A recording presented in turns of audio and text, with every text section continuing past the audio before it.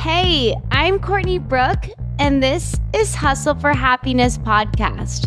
We are all on this journey to find happiness, and let's face it, it takes work. And honestly, it's not always rainbows and butterflies. This podcast is dedicated to helping you navigate life and cut through the noise. As a certified life coach, recovering perfectionist, and survivor of the foster care system, I'm all about keeping things real. With my unique outlook on life that is truly infectious, we cover everything from achieving happiness and optimal self-care to stories of those sharing their wisdom and expertise. Thank you for showing up for yourself. Now, let's get started.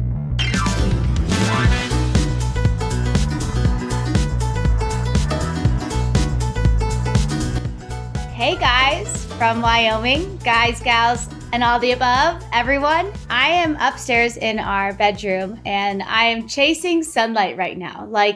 I've had so much to do today and you need good lighting to record. And I had to pivot and go upstairs.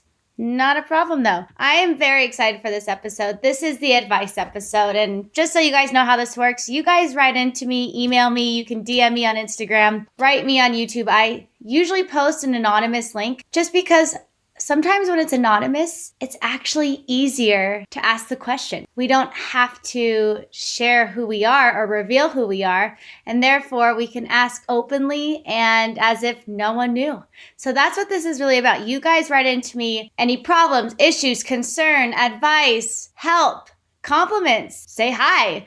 But mainly this is the advice column where I will be taking your questions and then bringing them to the podcast where I'll answer them live. And I have put together the questions and we're just going to get into it. But before we get into it, we got to do our high, low, and Buffalo. I've had a lot going on and I'm sure if you guys are just tuning in, you're like, what is this high, low, and Buffalo? Well, the high is the high of your week.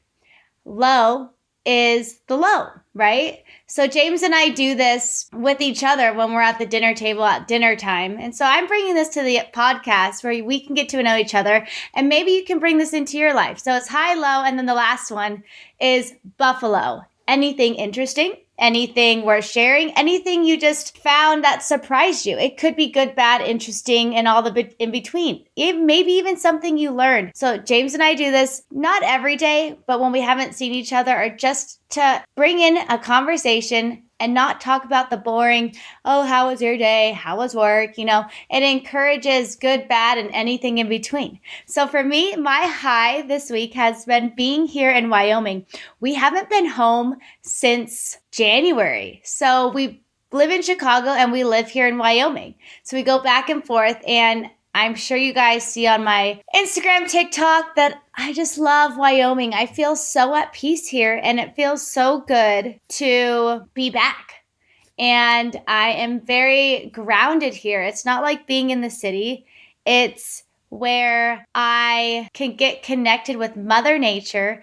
I can be outside, whereas Chicago is in the city. So I love being in Wyoming. Something about Mother Nature as I'm looking out the window, something about Mother Nature and touching grass and having that green space. James and I didn't really realize how important it was to have green space until we were living in our apartment in Chicago. And we're like, why do we feel unsettled? And I told him, I kind of feel like I am a house cat, like upstairs looking out the window all the time. I mean, winter has passed, so I'm sure everyone in Chicago has that feeling of just feeling like a house cat. But being here in Wyoming, I've gone hiking every day. I've done yoga. I'm outside, doing bonfires. It's a huge deal. And that is my high.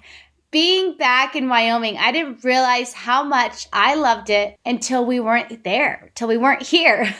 And then my low, we were supposed to go to Europe. We were supposed to go to Paris and Amsterdam. We had a work trip planned and then we tacked on some fun to it. And, we've been just going through a lot with the recession. One of the businesses really took a big hit. And so we felt like this trip wasn't bringing us peace. This was supposed to be a fun trip, and honestly, spending the money and to travel to Europe didn't feel right. And I just kind of had this coming to Jesus moment with James and was like, I feel like you don't really want to go, and we don't have to go. We have a beautiful home here we can enjoy. Like, why are we putting so much pressure on ourselves? So although it's a low, it can be a high because, we're really working towards, if it brings us peace, then we'll do it. But if it doesn't, then it's just a simple no. And canceling the trip to Europe is a bummer, but it's a blessing in disguise because we're going to stay grounded. We're staying in our routine. We're enjoying our Wyoming home even more. And since we don't have to go to Europe next week, we are staying in Wyoming longer. So it's kind of a win-win. I'm trying to see the silver lining. I can be bummed about it, but I just don't feel like it brought us peace. And that's okay. Just I made the decision and now we're moving forward. And then my buffalo. So my buffalo is just something interesting. I met this girl at the nail salon, and, we were really James and I were really debating on where we should have our kids, where we should start raising a family, and we've been trying for the last year and a half, and it's been so hard on us because we've been back and forth, work stress, like it just hasn't been the right time. And so I met this girl at the nail salon today, and, she just had a baby 6 months ago. And she was telling me that her experience was amazing. The doctors are great in Jackson Hole. And so for me, I was like, you're my blessing in disguise. Like, it's been on my mind that where we live in Wyoming isn't necessarily the safest and the resources are very limited. I was so worried that having a kid here would be actually really hard. And her experience was so good. And it all started because we saw each other in yoga this morning, and then we ran into each other at the nail salon. That's how small Jackson Hole is. And so then we started talking, and it led to her just telling me about her success of her birth story and really put a lot of things in my mind at ease for when we have a kid, that actually Jackson Hole is a great option for me to birth my kid and where I feel safe, and the resources are limited, but I got 2 great contacts for an OBGYN. So silver lining, my buffalo is have those random conversations because who knows what it might lead to. I mean, it led to me to finding a doctor, a future doctor, a potential doctor, and a new friend. We exchanged numbers, and I've been wanting to have friends here, and I just put it in the universe. I mean, that's what I've been doing lately is I'm just putting it in the universe and be like, God, please help me with this. If I don't know the answer, I just put it out there, and it's amazing. So that's my buffalo. Now, let's get straight into the advice column. This is going to be fun. I'm going to try to answer as many questions as I can. We have, I think, 10 different questions. Now, I'm going to try to keep this episode to 35 minutes, but we're going to go into them as fast and as thorough as possible because I'm excited. So let's get into it. So this question, again, all these questions, I'm going to say anonymously. I'm not giving names. I'm not going to give information because a lot of you guys wrote in anonymously, and I absolutely love that. If that gives you courage to write in and ask questions, I'm all for it. I am totally all for it. So this is the first question. It goes, this guy I am seeing is not very good at texting and really delays when texting me back. And when he does text me back, he all of a sudden stops the conversation. I'm confused because we have a really good connection and energy when we hang out in person, and he's really present. But when we are just texting, I feel like he's not really into me. Okay, 1, I get how it's confusing. Like texting, do I call him? What do I do? It sounds confusing too because you have this connection with this guy in person, but then when he's texting, it's like, whoa, where did that connection go? And I just want to ask you, what is your motivation, 1, when you're texting this person? Are you seeking validation? Are you texting this guy to make sure he's into you? Like, are you doing it for yourself? And 2, when you are texting him and you don't get that text back, I'm curious to see where your mind goes. Now, we're going to bring this back to you. You can't control what he does. All you can do is control you. So if it were me, I want to know where your mind goes. So are you questioning yourself? Are you thinking less of yourself? Are you thinking he's not into you? Are you thinking like, watch where your mind goes. Does it spiral down, or are you texting and moving on? Now, there's two parts to this. One, it's about you, what we can control. But two, it's, have you had the conversation with him about his texting style? Have you asked him how he prefers to communicate? I would totally just be so nonchalant and say, hey, I texted you. Do you not like texting? Like, do you prefer calling? This is a conversation, not one-sided. You can go to your guy that you're dating or even your partner, or maybe you can apply this to a friend that's not really good at texting you back and say, hey, well, what's your preferred communication style? Is there a better time I can call you at?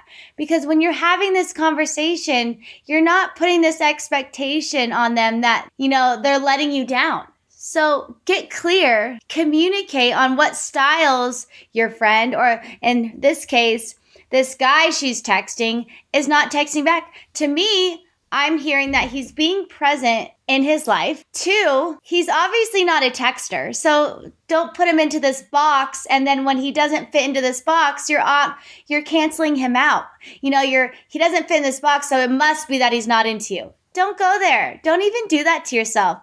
Know your worth. He's going to text you. If you have that, I'm grasping on, I think, or anchoring on to the fact that you guys have a good connection in person. That's what's more important. Now, if you're a texter, tell him. We have to communicate. It's not like you don't have to tiptoe around. Like, I encourage you to go to this guy and just simply ask, how do you like to talk? Or is there a better time we talk? Or, he could just say, I'm not a good texter. And that's it. You can't, don't try to change this person either. Now say he is not a texter, and he likes to call, and you don't like to call. I would suggest finding a compromise, right? So maybe you guys have a different communication style, and that's totally okay. If you have different communication, we're all different.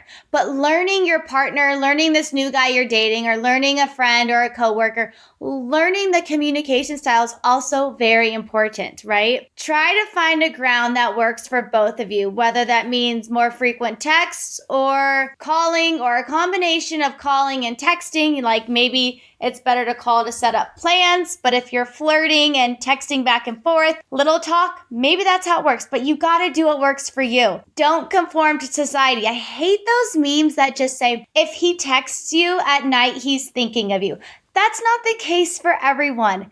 And I'm sorry, but I just go back to this time when James and I were dating, and this super resonates with me, actually. When James and I were first dating, oh my gosh, we had the best connection. We would always hang out together, and we would just feel the energy. He was so present. He'd always have his phone turned over. He'd always have it put away, and not shady where oh, he's putting it away because there's another girl. No, he put his phone away, and I saw how present he was with me. He wasn't always on his phone. And so I just think of this story of this person, she has a good connection and a good energy with this guy, yet he doesn't text. So she's equating that to worth and deserving, but she's discounting that this guy is actually giving her his full attention. And I hear that he's into her. So don't confuse this with what society and what Instagram and all these funny memes say, oh, he likes you when he's drunk texting you. I'm sorry, but if James and I never drunk texted, maybe occasionally, but that wasn't our thing. So that might be your thing, and that's totally fine. But don't think that every guy is like that, or that you have to be like that. And don't equate him not texting you back right away as he's not into you. Get clear on communication styles, and don't assume that he's just because he's not texting you, he doesn't like you. I hate to say hate, but we don't have to all be the same, right? Remember, communication is key in any relationship, and it's important to be honest with yourself and your partner on what you need. So listen to that gut. I saw how amazing James was with me when we were together. And I learned that James actually isn't a big texter. He's extremely busy. And I found it very attractive that he wasn't texting me all the time. I actually had my life and he had his. And to this day, to this day, we're not huge texters. Like we don't even say goodnight we've never really said goodnight or good morning. And I know some people love those reassurance texts for goodnight and morning, but just remember, like when you get into that routine of saying goodnight and good morning, then you kind of expect it. And then when it doesn't happen, or at least on my experience, when it didn't happen, I was like, oh my gosh, she doesn't like me. So we just fell into this routine of not saying goodnight and good morning. But when he did say goodnight and good morning, I was elated. I was surprised. I was caught off guard. And still to this day, when he calls or texts me goodnight, I react the same way. Like, oh my gosh, that was so sweet. Or I'll be the first one to text him goodnight. Like, I have no shame in texting first. There's this game, I get that when you play, but cut the games. You don't have to, keep it simple on yourself. So I put together some questions for you guys on if this totally resonates with you on how to develop communication styles and what questions you could possibly ask for, if you're in a new relationship or, you need more communication tips, maybe with work. So one of the questions is, what is your preferred method of communication? Like, ask them this. What is your preferred method? Like, be open to hearing how they communicate rather than assuming and expecting that they have the same communication style as you, right? Asking the question allows everyone to get clear and sets the tone. Is your partner aware of texting expectations? Hey, for me, like I work. And so even when my mom calls me, she's like, you don't answer sometimes. I go, Mom, between 8 and 4, it's really hard for me to answer. And I don't mean to I don't want you to think that I'm avoiding you, but maybe call me before or after work. Saying the clear communication times allows the other person to know when to call, when to expect a text, and setting clear boundaries. Hey, I'm not a good texter during the day, or, Mondays are my day off. Text me on Mondays. Let's talk, and I get it that life comes up and you want to text throughout the week, but understanding the expectations of each other really allows, again, for clear communication on what to expect so you're not feeling let down or hung up, right? It's another question that I have is, does your partner have any concerns or preferences regarding communications? So, some people at first don't really like talking until they get to know each other. So maybe it's just courage. Maybe that vulnerability piece is why this person never really picks up the phone. But again, asking the question, and another question you can ask is, how can you both make an effort to improve your communication? I know this sounds weird. How can you make an effort to improve your communication? These questions might be weird when you're first dating. I get that. But if you're hung up on, totally when he doesn't text you and you're totally hung up, maybe change the form of these questions a little bit to bring you peace of mind. If you're going stir crazy on why they're not texting you back and you're equating it to your self-worth, and if he likes you and, you're spiraling down, ask any of these questions or Google some questions to ask. Don't be on your own little island of worry. It's not worth it, right? So again, vulnerability, open communication, it really allows you to get clear and understand. All right, so let's go into the next question. Question 2. Do you believe in the right person, wrong time, or apply the if he wanted to, he would to this? Or is it just the wrong person, no matter the timing, the right person will make it work? All right, this is a good one. I mean, it goes into, are you ready for a relationship right away? Are you a fast dater? Meaning, do you go straight for that relationship? What my question to you, rather than to this right person, wrong time, is you got to figure yourself out, right? Like, ready to date? What's the rush? Are you being impatient? Understand your motive, right? Again, I go off of my experience is James and I met, we had an open relationship for 9 months. 9 months. He was dating other girls. I was dating other guys. I totally knew we had a good connection. And I thought it was, I told myself there's going to be a 50-50 chance of us working out. We totally get each other, but he might not be ready. So right person, wrong time. I stayed my course. All I can do again is control myself. I can't control what the other person is doing. So, genuinely, James and I had an interest for each other, But, 9 months, a lot of people can't hang that long to know like what's going on, where we stand. The open relationship thing is really scary for people. A lot of people like the certainty. But my question to you is, you gotta do what feels right. If this person is genuinely not into you and you're just being pulled or toyed around and playing games, that to me, that's just the wrong person, right? So timing is super critical.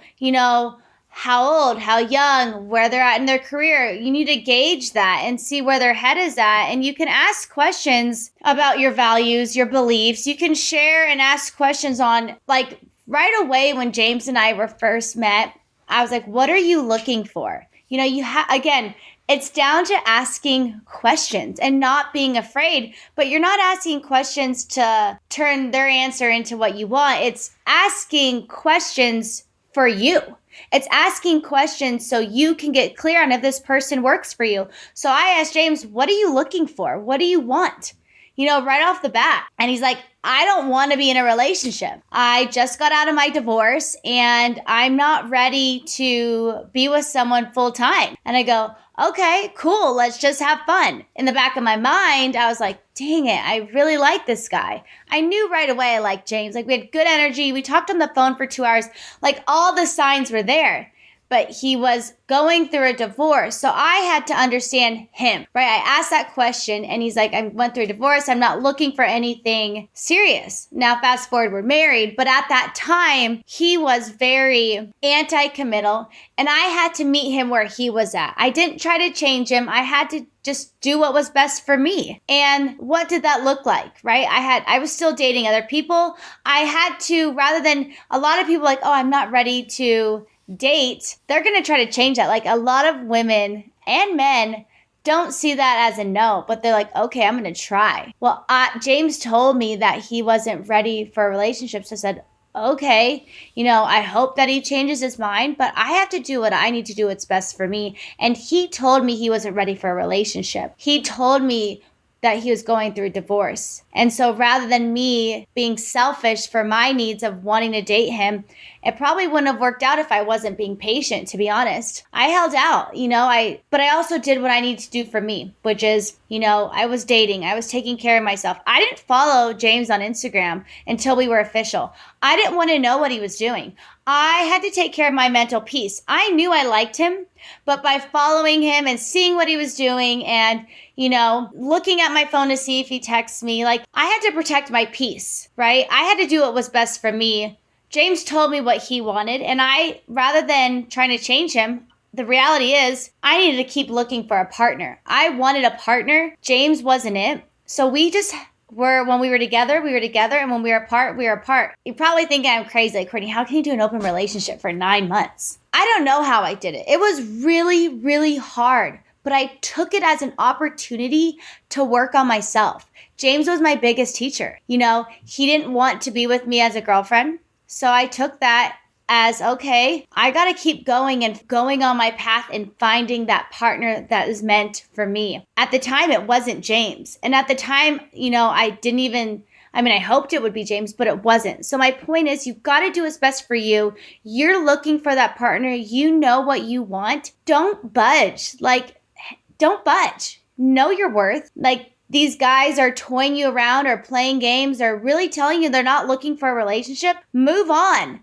James reached out to me and, I wasn't seriously dating anyone. So when we had fun, it worked at the time. Then obviously over time, 9 months later, he asked me to be his girlfriend. And then he asked me to move in. I let him do all the big decisions. That was my strategy. Being freshly divorced, his love bank was depleted. And I knew that he wasn't ready for a relationship. So rather than forcing him into a relationship, I friend-zoned myself. I friend-zoned myself to just be there for him. And here we are today, married.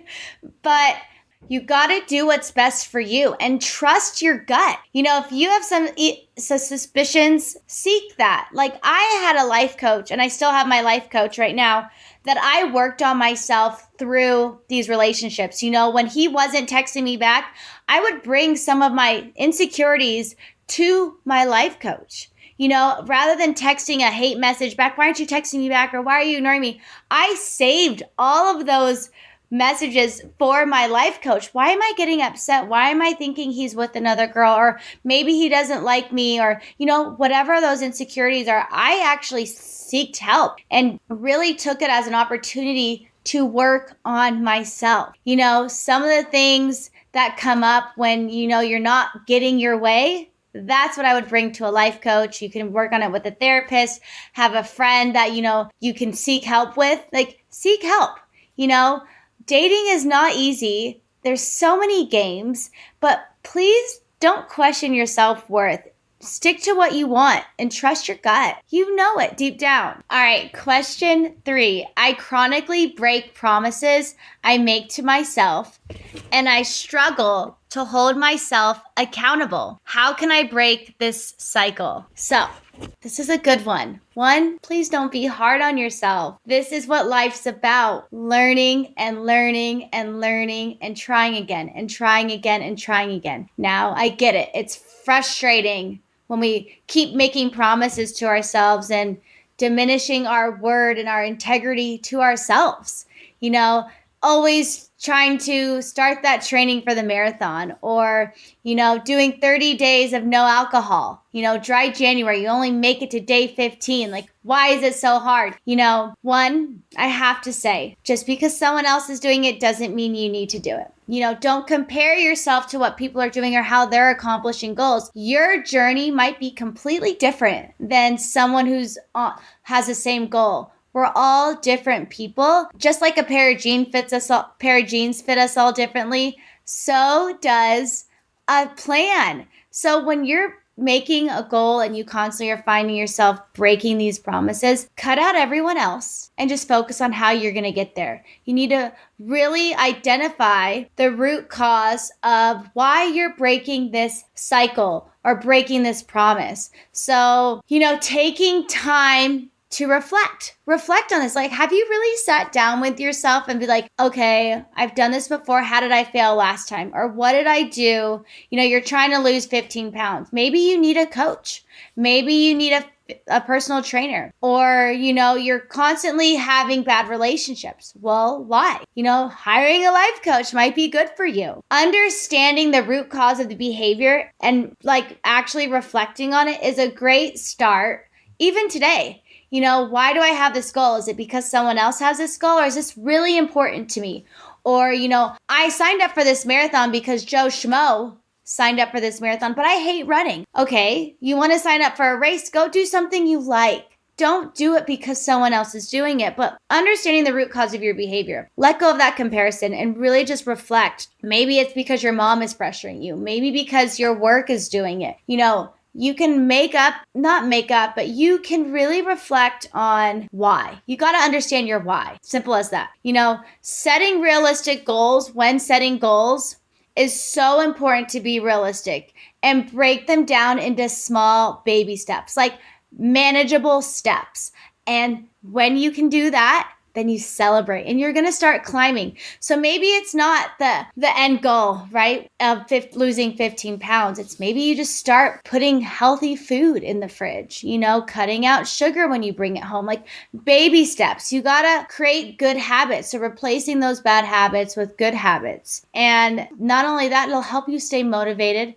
It won't sidetrack you. You won't get distracted. So setting realistic goals that are manageable are super huge. I personally, when I did 75 hard, that really helped me hold accountable. One of the tasks, you have 8 different tasks. One of the tasks was taking progress photos. That really helped me hold myself accountable. So I tracked my progress. Maybe you have to write 30 days of taking 2 hours a day. Say you need to build your business out, spending an hour a day on your business, whatever that is, and checking that off, creating I love creating mini challenges for myself. So I'll do 15 days of reading a book, or say you want to even finish a book. Let's keep it simple. You want to finish a book. You don't just read it all in one step. You're going to say, I'm going to read 10 pages a day. So slowly chipping away and setting manageable goals, but also tracking your progress, right? So 75 hard, I took pictures of my body every single day.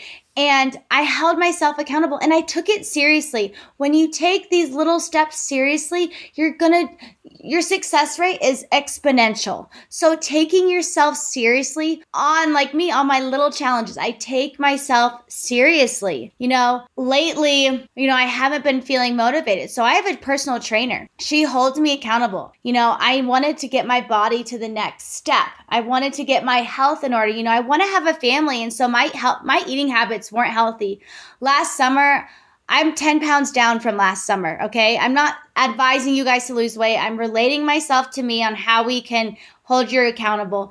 And, an accountability partner is good. Get a buddy, get a friend, do the challenge together, but take it seriously and hold each other accountable. Getting a coach if you are really trying to work on yourself and attracting the right relationship, or say you're coming out of a divorce and you're just in this funk and you need someone to help you.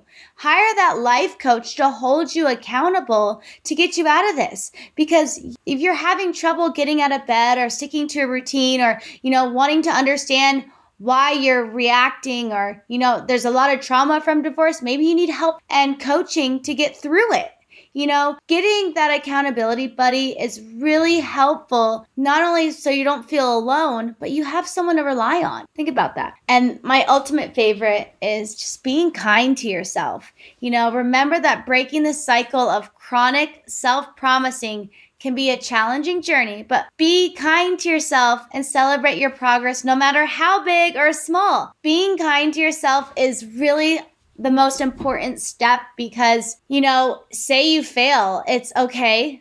Or I don't want to say fail, because I think a fail is such a good thing. But being kind to yourself when it didn't turn out the way you expected, okay? Being kind, saying, hey, you did it. Let's try again.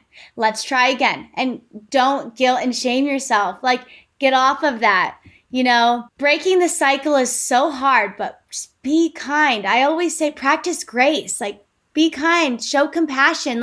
You're not the only one going through this, which is why it's so important to get that accountability partner, hire a coach, and to really set those realistic goals. Breaking the cycle is baby steps, and really understanding why you're doing this and what your motivation is behind it, and making sure you're doing it for yourself and not because what other people around you are doing. I found that I was doing it for me. I just want to show up better than I was yesterday. And that's what I said. I wanted to be better than I was yesterday, and that's how we build. You just keep being kind to yourself and building slowly. It's not a sprint. It's life. Life is full of journeys. It's so funny. Okay, so just a mini tangent on celebrating and being kind. And, when you're being kind to yourself, you celebrate those wins. Be your own cheerleader. So I drove stick shift for the first time by myself to town in Jackson Hole. 40-minute drive. I stalled the car. I could have been embarrassed. I could have given up. I could have played this what if game in my head of, don't drive stick shift, you're going to fail. I shut down the what if game and I remembered what's important. I know it's such a mini thing of driving stick, but I applied it to life, right? I silenced the what ifs. I believed in myself. I started with baby steps. I didn't go straight into town. I worked with my husband, James, and he taught me stick shift. We went around the neighborhood. Then we went to the next town. And then he drove with me into town as I drove. And now this was my first time by myself. I got my accountability partner. I set realistic goals and they were manageable. And he pushed me. So there's my accountability buddy. He pushed me to go into town. And when I got back today, he wasn't home. He's out of town. But when I got back today, I celebrated. I celebrated my win